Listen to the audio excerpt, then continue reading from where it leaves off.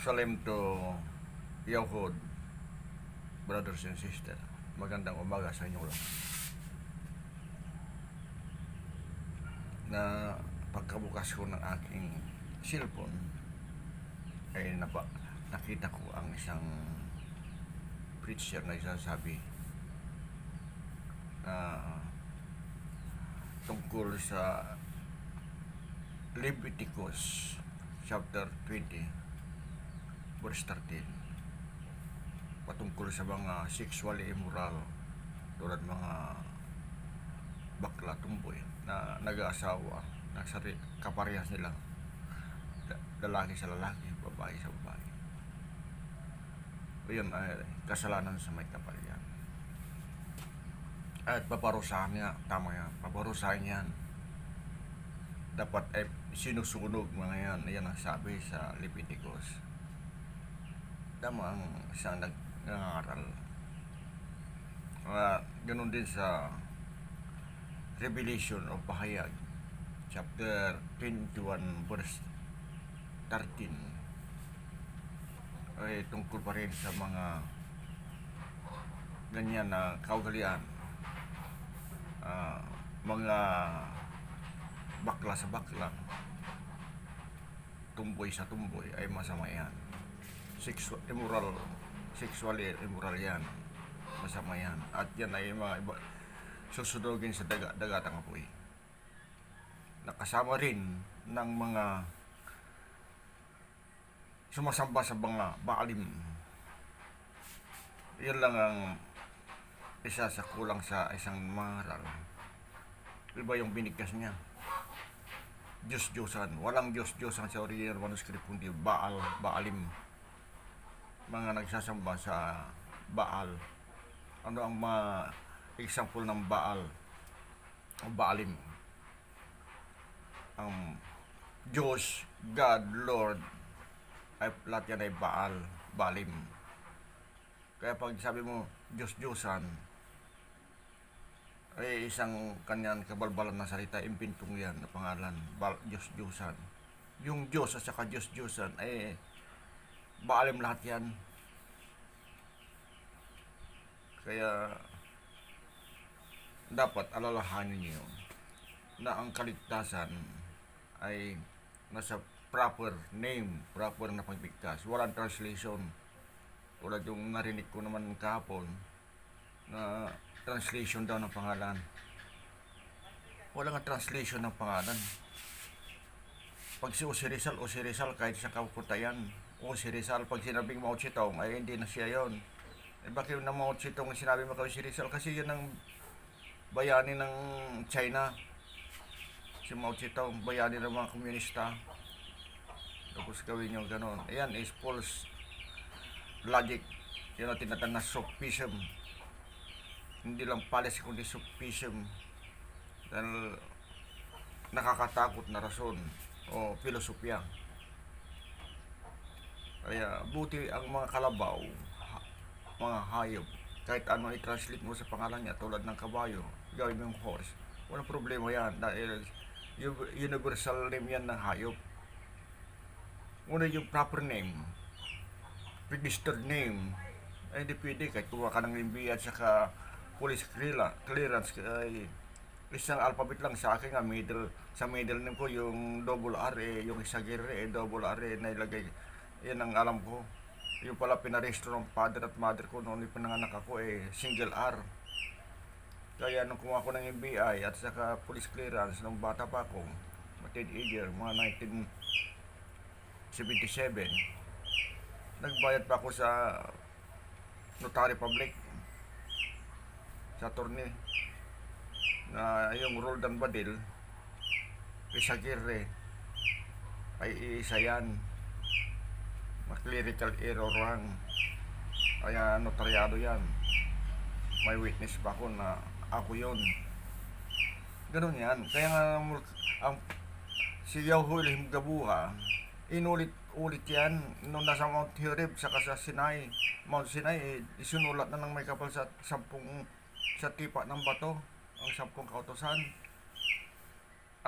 Number 3 yan na sinabi niya, 1 and 2, 3 ay sa 1 at saka 3 ay nakasulat yan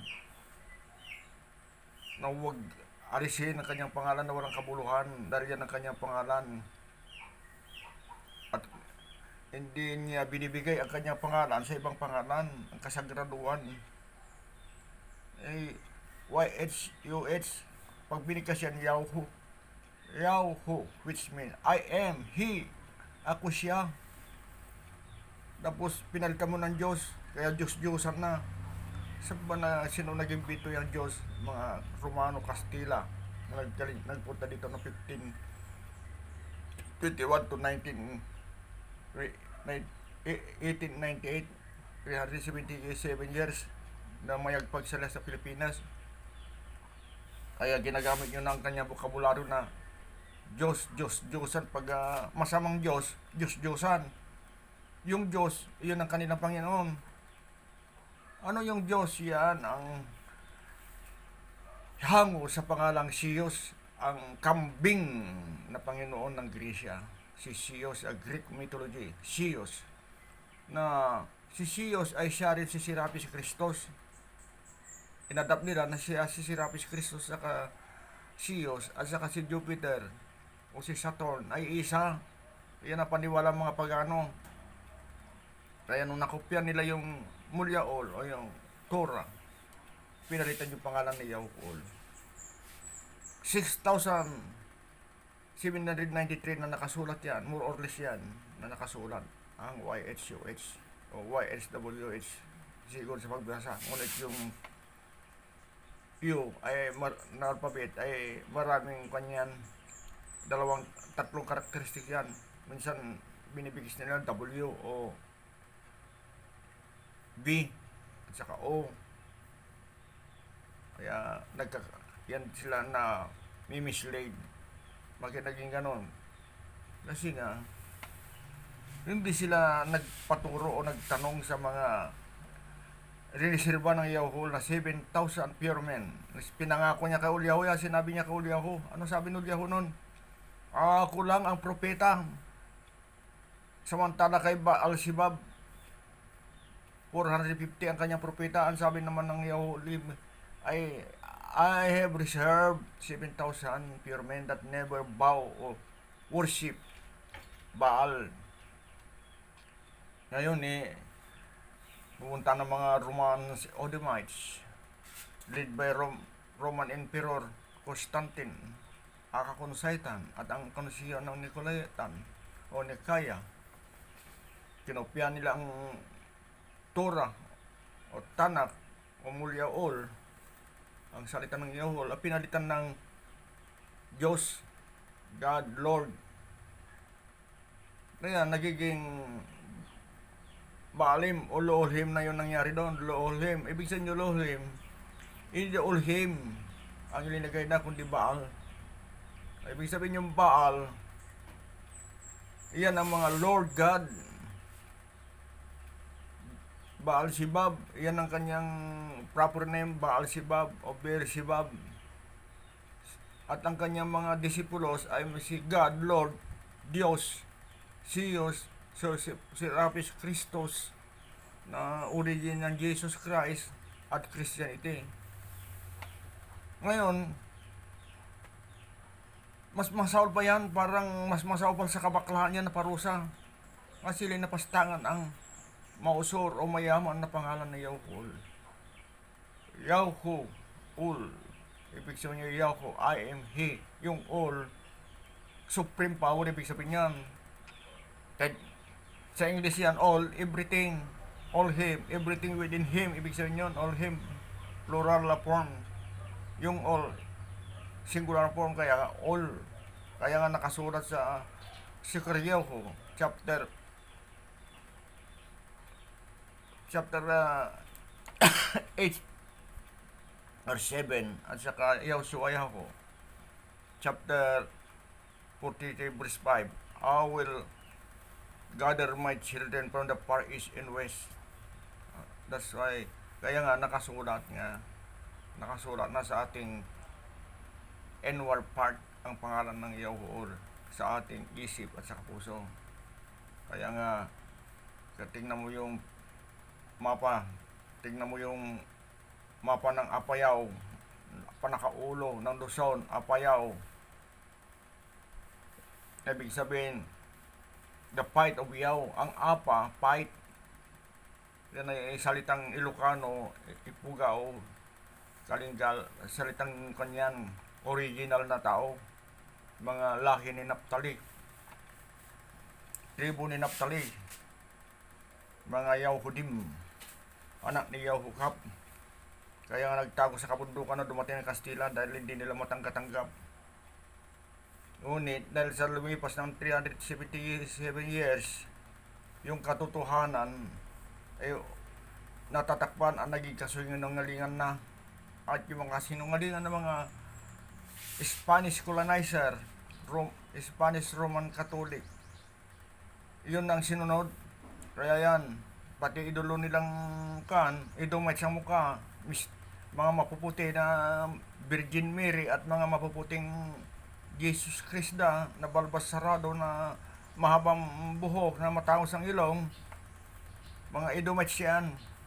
Dahil mga original na Yahudim ay dark brown, mga Semites yan o Semitic color. Hindi tulad ngayon na nahalon sila dahil sa tagal nila sa Europe noong 70 hanggang 1945,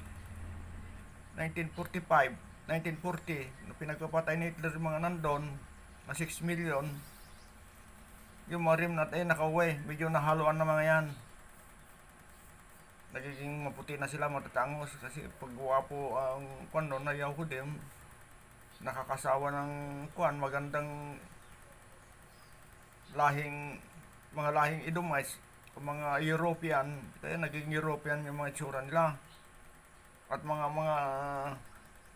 sumanib na Yahudim, mga nagpa-convert kaya nagiging may mga puti na. Yan. Ngunit mga Yahudim, ang original yan ay Semitic features, mga brown, dark brown,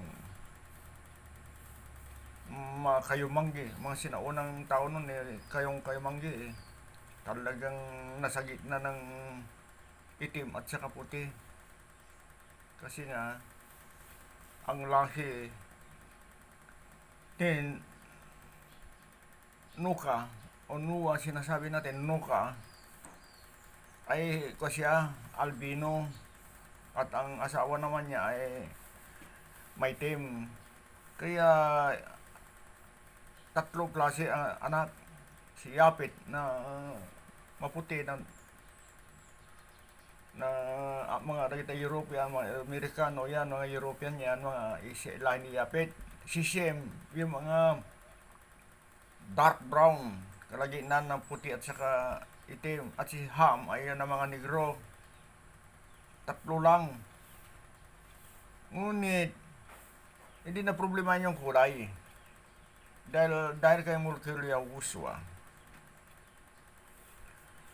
ang kanyang dugo na siyang tumubos sa atin ay hindi na hinahanap yung DNA. O dahil pinanganak kang Hudyo, hindi na. Parang kay Cornelius, isa siyang hintil. Ngunit na naginip si Kapos at nakakita ng maruruming hayop nasa langit at sabi ng may kapatid ko, magkatay ka dyan na kainin. Na sabi nga, hindi ako kumakain ng maruming hayop. Magsimula noong unang ako'y kabataan. Sabi ng lininisan ko na sila. Kaya nung nagising siya, ano kaya ibig sabihin nun? Yung pala si Cornelius na gustong magbautismo, kaya binautismo ni Kapos yan. Ni Kapos o Kepa. Ang ibig sabihin yung Kepa o Kapos, malambot na bato yan, ibig sabihin yung hollow rocks. Yung ginawa niyong Pedro ay kanyan impintong panayan, mga Edomites. Ginawa niyong Pedro, ano ibig sabihin yung Pedro? Walang pangalan na ganyan, Pedro. Kaya pinangalanan niya na Kepa o Kapos, ibig sabihin malambot na bato. Kaya sabi, ito yung bato, itatayo ang aking uhulyaw. Kaya akala nila si Pedro yaw, ang sinasabi ng Mulkiria Uswa, bato. ay kanya isang kanya figurative o idiomatic expression yan, hyperbole. Kaya baka nagbabasa ng Biblia o naging Biblia, eh siyempre Biblia yan eh. What is Bible? Books of Demology. Kasi yung mga nakasulat yan ay puro demons. Pangalan mga demonyo nakasulat sa Biblia. Kahit sinong kadibati ko, patunayan ko sa inyo na libro ng demonyo yung Biblia. Kasi ang original manuscript ay walang Diyos, walang God nakalagay dyan, kundi Yahoo. Him. Yung mga sinaunang translation ay YHUH nakalagay doon o YHWH dahil nagiging nagkakaiba ng pagbasa nila yung YHUH. Akala nila B, akala naman W. Dahil nga they are ignorant. They are not asking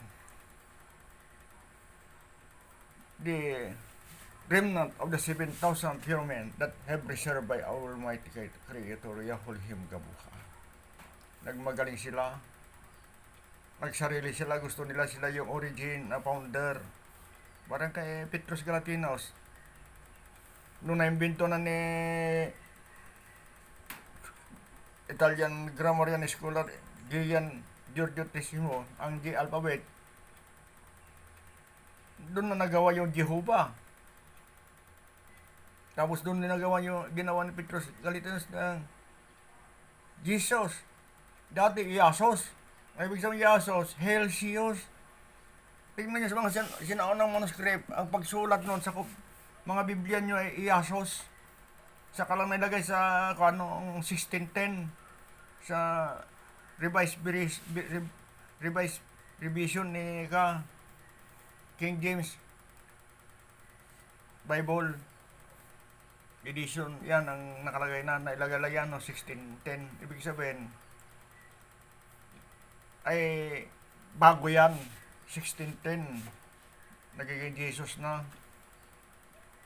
Ngayon sinasabi nyo pinapangaral nyo si Jesus. Iyan ang tinatawag na Baalim, dahil ginagamit yung pangalan ni Siyos na ibig sabihin yung Jesus. Huwag kayong iyak, tatamayan na nakalagay doon sa payag chapter 13 verse 18 ang marka ng halimaw. Ano ba yung halimaw na yan? 666 yan, pangalan na lalaki. At yan, binigyan buhay nung parang tupa na may dalawang sungay. Ano yung tupa na yon? Nagtupa-tupahan yan. Ginagaya ang Mulkil Yahushua. Dahil lang panahon no, ng mga damit ng mga ni Mulkil Yahushua ay mga lang yan, mga ruba. Wala pang usong pagtalon doon. Kaya abito. Kaya ngayon, nag-abito-abituan na, nagpapanggap na siya yung tupa na may dalawang sungay. Kaya tignan nyo sa ibyo, yung dalawang sungay na yon. Makikita nyo yan. If you have a wisdom, note on how to calculate the beast, the mark of the beast, na 666. Ano ba yung Jesus sa Hebrew? Kabayo, ibig sabihin yung sos, yung J, walang ibig sabihin yun.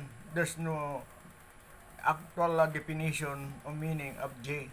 But the sos, there is a meaning. Sos means horse. Sa Latin yung Jesus mayroon. Kasi yung J, earth. Ang ibig sabihin yung geology, G. Ay sabi naman ng palusot, iba yung spelling. But when you pronounce it, you cannot see the spelling as I pronounce G. Geology, which means the study of the earth. But Jesus, it is the earth pig in Latin. Earth pig. So, yun nakalagay sa chapter, yung sa Revelation o Kanut Galot, chapter 13-18, mark of the beast. They are a beast, horse or pig. And when you compute it, it is a 666, and that is a name of man, not a name of matters. Kaya mga iba nga microchip na sinasabi, misleading argument yan. Dahil hindi naman lalaki yung microchip. That is ignorance. Bakit sila ignorance? Kasi hindi naman nila kilala si Yahuol at si Mulkil Yahushua. Wala sa kanila ang ruka, Hodsua, Kukmaul, the spirit of wisdom. Kaya nga, sabi ng Lord Yahushua, I will send to you the Comforter. What is that Comforter? The Ruka Hodsua, ang banal na espiritu. Ngayon, tinawag naman mga kuan, Holy Ghost. Bakit? May nakalagay bang Holy Ghost yan? Ghost. Ano ba yung ghost? Multo. Ano yung ghost? Multo yan. Body spirit yan. Ghost. That is Rukot Haraot. Ginawa niyong Holy Ghost na yung Comforter. Imbis na Ruka Hodsua. Ibig sabihin, banal na espiritu ng katalinuhan ng siya mag-guide sa inyo, mag-guide sa Juliano, sa atin, para hindi tayo malilinlang ni hasatan. Kaya ngayon, huwag kayong magalit dahil kayo sinasabi ko ang kaligtasan. Parang ba kayo mga ginaguide ng bulag kay lahat. Ang guide nyo bulag din. Sino yung guide nyo? Ang pastor o pare ninyo. Ginaguide kayo na yan ay hindi nyo nakikita yung katunan dahil bulag na kayo sa spiritual. Ay nakita ko naman na mahulog na kayo sa bangin. At kayo iakayin ko ay nagagalit kayo. Ayaw nyo maligtas. At sabi nyo, ininsulto mo ang aming kabulagan, aming kamangmangan. Mayroon kaming karapatan na sundin aming gusto. Right of religion. Ilang bis ko na sinabi sa inyo. Habang ako himinga, ay sasabihin ko ng sasabihin. Para pagdating ng pagkuko na sinabi ng Kusikol. Ano sabi ng Kusikol? Sabihin mo sa kanila ang katotohanan. At na sila'y nagkasala at pag sila'y nagsisisi ay hindi hahanamin sa iyo ang kanilang dugo. Ngunit kahit man sila hindi nagsisi, ikaw ay mapliligtas. Ngunit kung hindi mo sila sinabihan, sabi sa Kusikol, ay hahanapin sa iyong ulo. O kita mo, yung nakakaalam ng katotohanan na hindi sinasabi, ay nagkakasala pa sa Yahweh. Di mas lalo na yung nag-akay.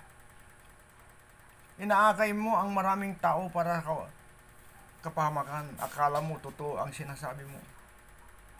Akala mo kaligtas yung sinasabi mo. Kayo mga false teachers, false pastor. Anong sabi sa Mulyaol o sa banal na aklat? Ang mga palso, tagapagturo, ay dapat sabitan ng gilingang bato sa kanyang leeg at itapon sa dagat kaysa mag-aakay ng maraming tao sa kapamakan. O, tignan nyo. Ayan ay kanyan. Proverbs yan o matalighagang salita yan. Ayan ibig sabihin, hindi ka naman talagang itatapon eh. Kasabihan lang yan. Ngunit ano na isin nyo yan? Dahil pag kinuha ko yung pastor na tinapon na ganyan, paparusan ako dahil naging literal. Hindi yan ang ibig sabihin. Ganun ang kabagsik ang sabi yan. Ngunit ang Yahuul ang magpaparusa. Sino unang magparusa sa inyo? Si Hoshua. Dahil sabi ng Mulkul Yahushua sa Yahukanam chapter 5 verse 43, ako'y nagpunta sa ngalan ng aking ama o Abi. Nagpunta ako sa pangalan ng Abiul, Yahu. Ngunit di nyo tinanggap dahil ang pangalan niya ay Yahushua. Ibig sabihin Yahushua, si Yahu ay magliligtas. Ayaw nyong tanggapin, si Yahu ay magligtas. Ibig sabihin Yahushua. At nung pumunta na ibang pangalan, Jesus Christos, Jesus Christ, tinanggap nyo. Diba, kanyan, kamangmangan yan. Dahil hanggang basahin nyo, punta kayo sa Jerusalem. Walang Jesus Christ sa pinanganak ko di Yahushua. Minsan dahil mga marami ng pagbabago ng mga salita nila, parang Pilipino na marami ng pagbabago ng evolution of language. Yung ba na yung pagbigas na Yeshua, Yahushua. Kasi yung mga dila nila ay hindi nila natuturuan. Buti pa yung perot, natuturang magsalita. Kaya pag tinuruan mo yung perot, may matututo doon sa gusto mong bigkas. Ganon yung pirot, mas matalino kaysa yung tao. Alam niya na mag-research, ngunit ayaw niyang baguhin ang kanyang dila. Anong sabi ng Sapnayaw ko? Chapter 3:9. Chapter 3, verse 9. I will return the pure language so that they are in accord and worshiping Yahweh Him Gabuha. Ibabalik na Yahweh yan, dakilang wika. Para minsan, akala mo yan. Ikaw hindi mo ibabalik-balik. Nakasabi na nga ibabalik, ayaw mo ibalik. Kasi gusto mo, sabi mo, I cannot understand that. I'm a English. I'm a Spanish. Kaya, bakit intindi mo yung pangalan? Na pangalan, iniintindi ba yan? Tulad ni Prime Minister Benjamin Netanyahu. Intindihin mo yung pangalan ng Prime Minister ng Israel. Kung di ka Israel, gagawin mong salitang Chinese na, o Hapon, o Amerikano, gagawin Biden. Hindi na si Benjamin Netanyahu yun, dahil binago mo yung pangalan niya, ginawa mong English. Pangalan na ng English. Sino bang presidente doon? Yun din gawin mo pangalan niya. That is foolishness. Idiotic mind. Dahil sa kamangmangan ay maraming mahuhulog sa bangin ng kapamakan. Proper name. Kung ano yung nakaregister pangalan, mismo ang may kapal nagparegister sa tipa ng bato. Isinulat yun sa tipa ng bato at verbally spoken to me Joshua. Tapos, papalitan nyo dahil di nyo naintindihan. Paano kayo maliligtas ngayon? Kung hindi nyo intindihin ang pangalan ni Yahweh. Ako nga hindi naman ko pinanganak na English. Ngunit, naintindihan ko mga pangalan ng mga presidente ng Amerika. Hindi ko naman, tanong ko na ibig sabihin yung pangalan ni Abraham Lincoln. Ano ba yung ibig sabihin yung pangalan ni Abraham Lincoln? Hindi ko naintindihan. How foolish people. Ayan ang foolish people. Dahil, hindi mo maintindihan ang pangalan. Gusto mo pang malaman ko ng definition. Kaya di mo naintindihan. Kaya gumawa ka na ng sariling pangalan para yun naintindihan mo. How foolish people. Ngayon, tawag ka ng Jesus. Yan ay pinasigalan ni Petrus Caletinos noong 1534. Saka lang naisulat sa King James noong 1610. Dahil lang nakasulat noong na Iasos Christos, na ibig sabihin yung Iasos, Helsios, nung ginawa ni Constantine yan. Sino si Constantine? Analyze the name of Constantine. Constantine. Tan is serpent, a male serpent. Tin is a female serpent. So, very connected sa pangalan niya. Ang pagkalinlang ng buong mundo, Constantine. Ang babaeng sirpinte at lalaking sirpinte. Ibig sabihin niyan, ang ahas. Sino yung Nikaya? Konseho ng Nikaya. Siya yung Nicolaitan sa sinasabi sa Revelation chapter 2. Hanapin nyo yan. Basahin nyo yung chapter 2 ng Revelation o Kanot Galot o Pahayag. Yung Nicolaitan, siya na kinamumihan ko sa inyo, sabi ng Yahweh. Hawak-hawak yung doktrina ng mga Nicolaitans. Yan ang Nikaya. Sino si Nika? The messenger of Sios. Messenger of Sios yan, si Nika. Nikaya o Nicolaitans. Ano yung Nicolaitans? Yung Tan, serpent yan. The root word of Satan, Tan, Nicolaitan. Ano yan? Si Nike nga, Satan. Yan ibig sabihin yung Tan, the serpent. Dahil si Sios, siya ay the rough goat of Grecia. Kaya pag hindi ka nabigyan na rukaw suwa kukmao, you cannot understand the wisdom which come from our Almighty Creator Yahweh Him Gobuha. Kaya wala sa inyong ruka hutsuwa. My beloved brothers and sisters, be aware. Im kanam biyaw sky. Ruka yaw huswa. Also am gol morol morore pul mo siyaw. Yaw huswa kol mi sky. Amnam o amnam. Haul yu haluling yaw kabul yaw gabo rami yaga na sabul yaw. Dayaw amnam o amnam.